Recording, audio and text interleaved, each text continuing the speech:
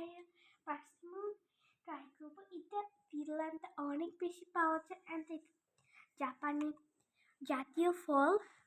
তো এটা খেতে কিন্তু অনেক বেশি টেস্টি। তো দেখতে কিছুটা বাংলাদেশের গাবের মতন অ্যান্ড এইটা ইতালিতে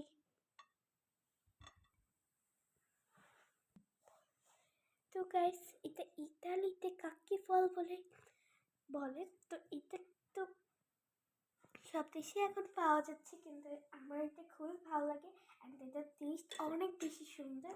তো আমি এখন এটা কাটবো। তো গাইস এটা খোসা ফার্স্ট আমি ছাড়িয়ে নিয়েছি অ্যান্ড এটাকে কাটতে হবে। এটা একটু শক্তই হয় কিন্তু খেতে কিন্তু খুবই মজার। এখানে এটা দেখতে অত বেশি সুন্দর, আসলে এটা খেতেও অনেক বেশি ভালো লাগে আমার কাছে।